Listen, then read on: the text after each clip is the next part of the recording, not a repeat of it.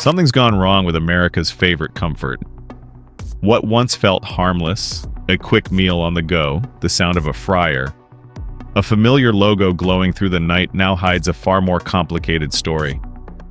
Beneath the smiles and dollar menus lies an industry tangled in lawsuits, outbreaks, downgraded standards, and quiet betrayals of trust. In the past, fast food was a promise, quick, cheap, and cheerful. Today, it's a race for speed, a war for attention, and sometimes a gamble with what's real. Some chains are quietly changing ingredients without saying why. Others face questions about pricing, safety, or the truth behind those perfect photos. Fast food isn't innocent anymore. It's theater bright, efficient, but carefully staged. And if you've ever walked away wondering whether it still feels the same, you're not alone. So in this video, we'll open the door to 5 giants you might want to think twice about, and 2 rare ones still worth believing in. 1. McDonald's. The first one isn't just familiar in the United States, it's McDonald's. From Tokyo to Texas, those golden arches mean the same thing: speed, comfort, and a taste that rarely changes. The smell of fries drifting through a car window feels like home to millions. It's not just a restaurant, it's a reflex, a routine stitched into modern life. But even McDonald's isn't immune to mistakes. In late 2024, federal investigators confirmed a multi-state E. coli outbreak linked to undercooked beef and contaminated onions used in certain quarter pounders. Dozens were hospitalized, and 1 person lost their life. Several states ordered temporary product pulls while McDonald's rushed to identify the source. For a company whose entire system is built on precision and consistency, it was a rare and unsettling crack in its armor. However, this wasn't only about contaminated food, it was about faith. By then, food safety experts were already warning that centralized supply chains make even small oversights catastrophic. One misstep at a packing facility could travel across thousands of outlets in days. McDonald's, with its massive reach, became the case study of both scale and vulnerability. Even so, millions kept coming back. Habit is powerful. Parents still picked up Happy Meals, commuters still lined up at dawn for coffee. A crew member in Ohio said they'd been told to triple-check the grill temperature and toss any suspect onions. Corporate spokespeople reassured customers that safety protocols had been reinforced. The stores reopened quickly. Yet the trust, the invisible part of every bite, took longer to recover. In hindsight, that outbreak wasn't just a health scare. It revealed how fragile routine can be when stretched across continents. McDonald's had long stood for sameness fries that taste identical whether you're in Manhattan or Manila. But when one familiar bite becomes uncertain, the entire illusion of safety trembles. A food safety researcher put it simply, when you serve millions daily, the smallest lapse becomes a national event. His words weren't an accusation, they were a warning about scale itself. McDonald's isn't careless, it's colossal. And colossus means complexity. Keeping every patty, every onion, every hand on the grill within perfect margins is a daily act of control few consumers ever see. Still, it's impossible to erase what McDonald's represents. For generations, it has been more than a drive-thru. It's been Saturday lunches, childhood birthday parties, long road trips. That's what makes the story sting. It touches memory, not just meals. Perhaps the lesson isn't to fear McDonald's, but to recognize what it symbolizes: a food system so vast that perfection becomes the expectation, not the goal. In the rush for speed and sameness, even giants can stumble. Safety, like flavor, depends on vigilance, not habit. And as McDonald's reviews its kitchens and suppliers, another chain is quietly rewriting its own promise, not with an outbreak, but with a single policy change that says everything about compromise. 2. Chick-fil-A. Less famous and conquering than McDonald's, yet Chick-fil-A has its own way of staying in America's heart, quieter, politer, and wrapped in the language of virtue. For decades, it stood as the clean counterpoint to fast food excess, spotless kitchens, courteous staffed chicken instead of beef, faith instead of flash. Where McDonald's shouted convenience, Chick-fil-A whispered care. And that whisper carried power. At first glance, nothing seemed to change. The store still gleamed, the lemonade still poured, and the paper bag still carried that gentle message, eat more chicken. But in the spring of 2024, the fine print on those same bags shifted. The brand quietly replaced its proud pledge of no antibiotics ever with a softer line, no antibiotics important to human medicine. To most customers, it looked the same. To those who paid attention, it wasn't. Meanwhile, industry insiders knew what that meant. The old promise, no antibiotics, ever banned every form of antibiotic use from hatch to harvest. The new one allows drugs so long as they are not classified as critical to human medicine. It sounds reasonable, even responsible, until you realize how wide that loophole is. Birds can now be treated preventively with compounds still powerful enough to influence resistance patterns. For a company that built its halo on purity, it was a downgrade disguised as a definition. Yet beneath the headlines, the company's explanation was pragmatic. Supply chains, it said, had tightened since the pandemic. Farmers struggled to keep flocks healthy without some veterinary flexibility. We needed to balance animal welfare and supply stability, read one corporate note. That line summed up the modern dilemma of food ethics. Ideals don't always scale. Beyond policy, the reaction among loyal customers was emotional, not scientific. Social media filled with quiet disappointment. I thought they were the last ones still doing it right, one longtime patron from Georgia wrote. Another replied, "Guess even the good ones have to bend when business gets tough." There was no outrage, only sighs, the sound of faith turning into fatigue. That's the part that hurts most, not the science, but the silence. Chick-fil-A didn't break a law or poison a meal, it adjusted a promise. And in doing so, it reminded everyone that trust in food is not only about safety, but about consistency between word and action. When a brand that trades on morality redefines its standards, it doesn't just alter a label, it alters a relationship. Even so, the chain remains beloved. Lines still wrap around the block. Workers still say, "My pleasure," with the same warmth. The sandwiches taste exactly as before, golden, gentle, familiar. But once you know the words have changed, they're hard to unread. The brand that taught Americans to believe in better chicken has quietly rewritten the meaning of better. A food policy researcher summed it up perfectly. Purity sounds absolute, but in practice it's negotiable. That may be the most honest sentence in modern fast food. Because in a world where every company markets virtue, the real competition isn't over flavor, it's over definitions. Chick-fil-A didn't fall. It simply stepped down a rung on the ladder it built itself. And that's the irony. The company that asked us to trust the chicken ended up reminding us to read the fine print. Turns out even faith has a supply chain. 3 Burger King. She ordered it because of the picture. The bun looked tall, the patty thick, the cheese perfectly melted under that glossy sesame crown. For a moment, it wasn't just lunch, it was a little reward at the end of a long week. She found a seat by the window, peeled back the paper wrap, and paused. What she saw didn't match what she'd been promised. The sandwich was smaller, flatter, and looked like it had already given up. No tower of ingredients, no soft drip of sauce, just a burger that seemed to sigh. And that disappointment felt by one customer turned out to be shared by thousands. The brand was Burger King, the self-proclaimed home of the Whopper. But in 2025, that crown grew heavy. For years, its ads had shown burgers towering higher than gravity should allow thick patties stacked under the perfect lens. The catch. Those ads became the center of a class action lawsuit, with customers accusing Burger King of overstating the Whopper's size in marketing materials. The pictures, they said, weren't just staged, they were misleading. At first, Burger King stood firm. Every restaurant, it argued, makes its food look appealing in ads. No one expects their burger to look like the billboard, the defense said. And sure, that's true, a little gloss here, a little light in there. But the complaint wasn't about polish, it was about proportion. Some photos lawyers claimed showed a burger roughly 35% larger than what customers received.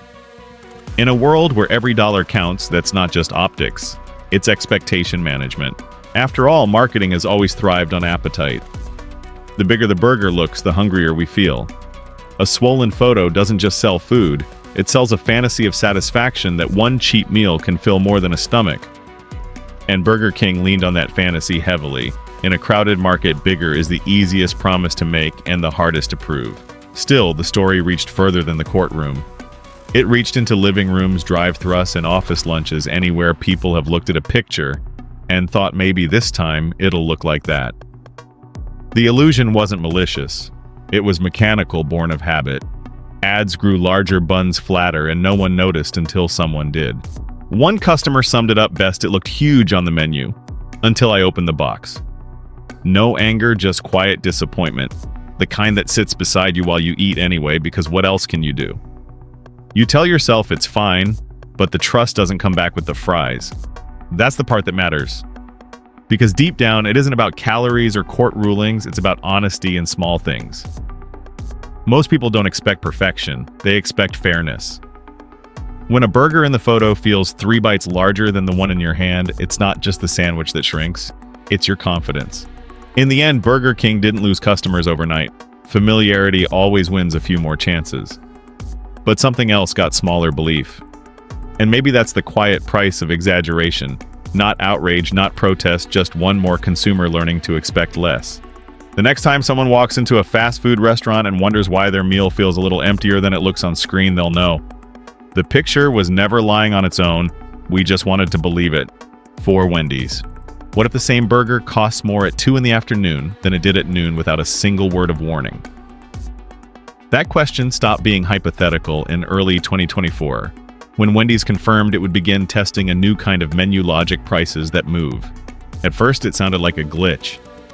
Customers began posting screenshots of digital menu boards showing the same combo jumping from $7.29 to $7.79 between lunch and late afternoon. The sandwiches didn't change. The recipes didn't change.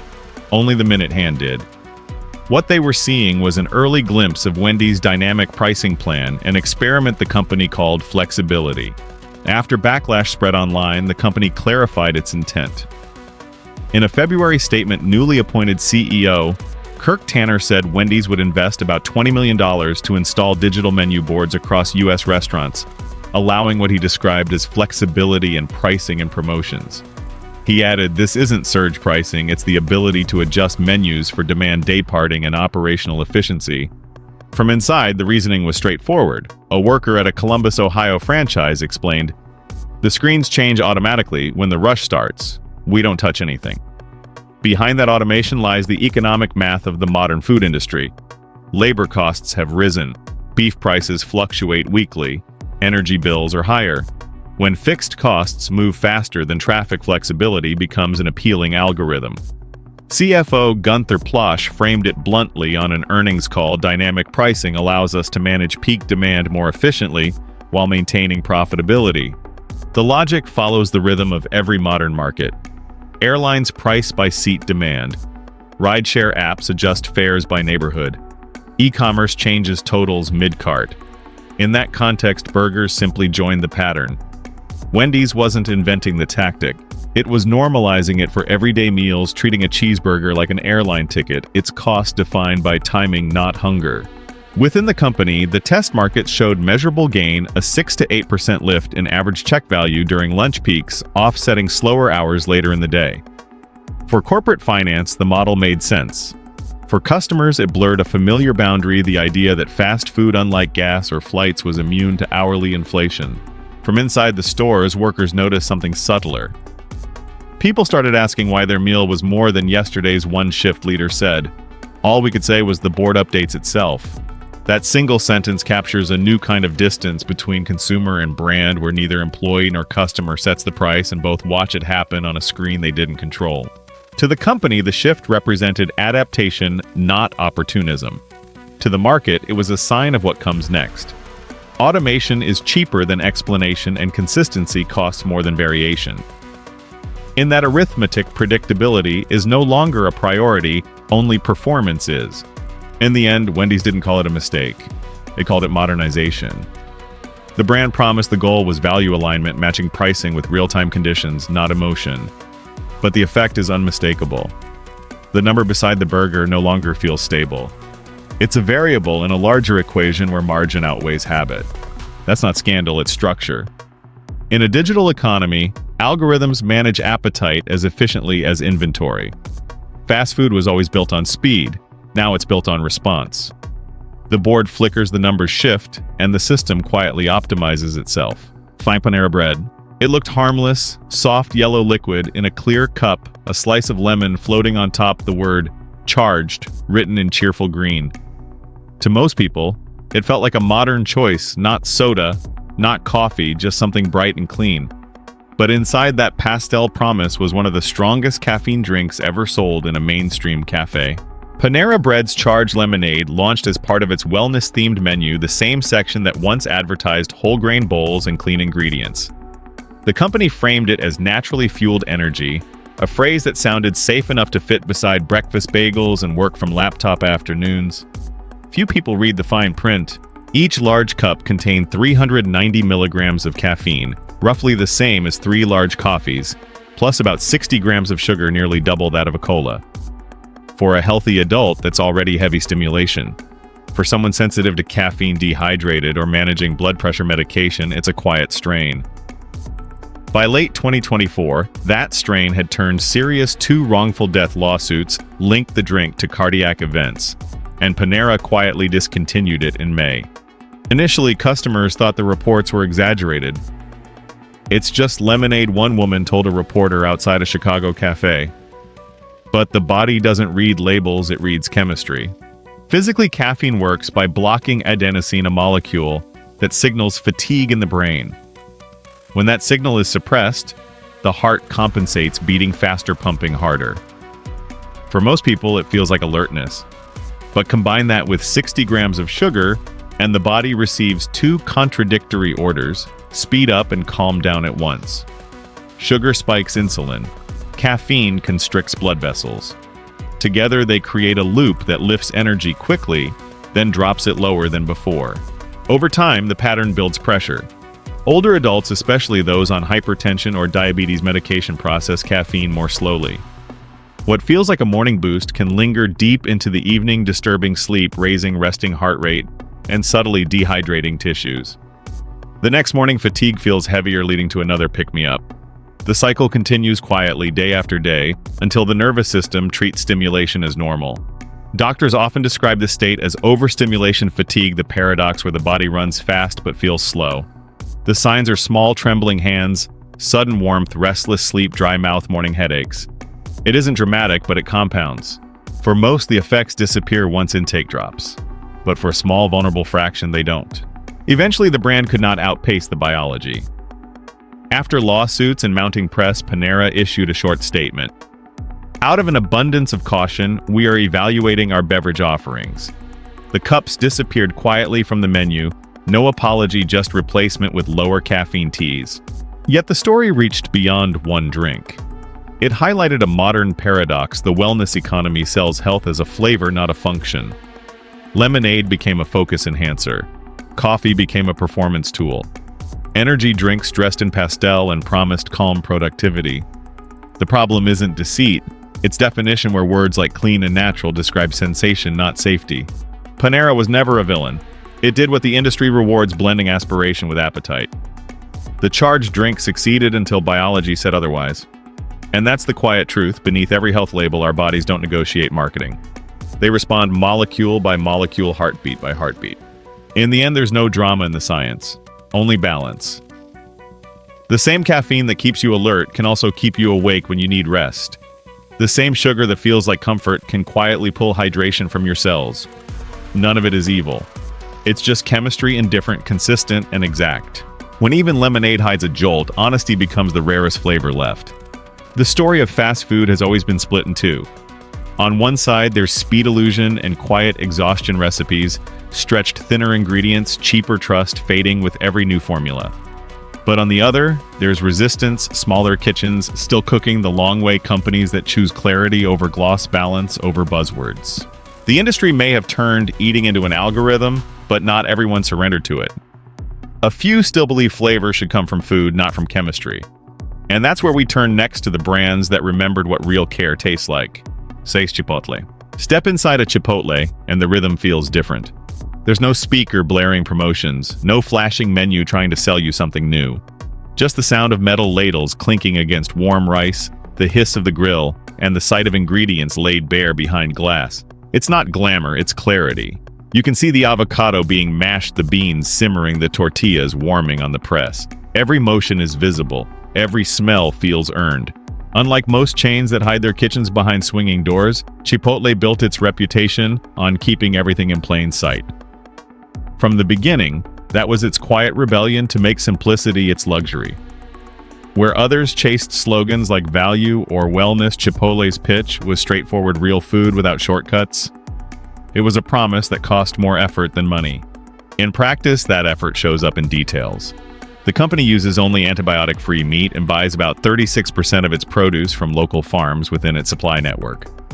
Every batch of rice is seasoned in-store, every pan of chicken grilled fresh, every garnish prepared by hand. It's not revolutionary, it's maintenance. The kind of honesty that feels almost old-fashioned in a time when fresh can mean pre-packaged 3 states away. Employees often describe their work not as fast food, but as manual rhythm. One line cook in Colorado put it best: "You can't fake hot beans or a warm tortilla customers can smell if you tried." That human rhythm, visible, repeatable, imperfect, became the company's real signature. It's the opposite of algorithmic dining. No screens flashing different prices, no secret additives or colored drinks promising health, just salt, heat, and time. But behind that simplicity lies calculation too, the kind that respects the craft, not the illusion. The brand spends heavily on sustainability audits and publishes public reports on waste and energy use. It even tracks the mileage of ingredients between farms and kitchens, not for show, but for consistency. Transparency in Chipotle's world isn't a marketing department's idea, it's a system of discipline. Beyond taste, the model works because it returns control to the customer. You watch your bowl built from the bottom up: rice, beans, protein toppings. You can change what you see. You know exactly how much of everything goes in. That small act of visibility rebuilds a kind of confidence the industry had slowly lost. Here, freshness isn't a word printed on packaging. It's a scene you can watch unfold in real time. That visibility also limits illusion. There's nowhere for the food to hide and nowhere for the worker to rush. When the ingredients are real, speed has to follow precision, not the other way around. That's why Chipotle's lines sometimes move slower than its competitors, because in the long term, trust takes longer to build than flavor. It's a quiet kind of success, not viral, not loud, just steady. While others chase novelty, Chipotle doubled down on repetition: the same bowls, the same structure, the same ritual of choice. That constancy is what built its following. Even through past crises, contamination scares, supply chain disruptions, the company rebuilt its name the same way it builds a burrito layer by layer in the open. In the end, what makes Chipotle stand out isn't perfection, but predictability. You can walk into any store anywhere in America and watch your meal appear from raw to ready in minutes, with nothing hidden. That's the quiet difference between marketing and craft. One sells a picture, the other shows the process. Honesty here doesn't need a slogan. It lives in the scrape of a grill, the squeeze of a lime, the slow mash of avocado under a worker's hand. Not every good meal needs a secret recipe. Sometimes the truth itself is the flavor. 7 Five Guys. Most fast food places try to impress you before you order. Bright screens flash promotions, combo deals spin on repeat, and every corner whispers limited time only. But not here. At Five Guys, nothing shouts. The only thing that moves fast is the line, and even that feels earned. The Red Apron crew doesn't multitask, they synchronize. One grills, one wraps, one calls out an order number. No music, no timer, no pretense, just rhythm built from repetition and respect. At a glance, the price tag feels high for a burger joint. Nearly $15 for a meal that doesn't come with a toy, a coupon, or a secret app reward. But that's the point. The value isn't hidden in the menu, it's standing right there behind the counter. Real people cooking real food every shift, every store. The company could have replaced half its workers with screens years ago. It didn't. Still, those few extra dollars have meaning. They keep the fryers manned, the grill hot, and the wages fair. Five Guys pays several dollars above the federal minimum in most locations, a quiet statement in a race to automate everything. The reward. Loyalty that lasts longer than any marketing campaign. Customers don't come for discounts. They come because they know exactly what they'll get: a hot, fresh, perfectly predictable meal cooked by someone who still takes pride in the sound of a burger searing. Behind that consistency is an almost stubborn system. There are no microwaves, no freezers, only coolers stacked with fresh beef and burlap sacks of Idaho potatoes. Fries are hand-cut, daily soaked in cold water, and cooked twice in 100% peanut oil. Every motion has a purpose. Nothing is hidden or outsourced. As one store manager in Ohio put it, "We don't cut corners, we just cut potatoes." The service follows the same rhythm. There are no upsells, no scripts. Just workers who know their station and take it seriously. A corporate trainer once said, "Our speed comes from respect, not automation." That line says it all. Speed here isn't about pushing people through, it's about efficiency that honors both sides of the counter. When you watch the staff work, you realize they built their own choreography burgers flipping in sync with orders being wrapped fries landing just as a bag opens. And when a customer hesitates at the register, maybe eyeing the price the cashier doesn't push a deal, they just smile and say everything's made fresh. You'll taste it. Most do. One regular summed it up best. Sure, it's a few dollars more, but I'd rather pay for real people than a machine that smiles on a screen. By design, Five Guys has never played the branding game.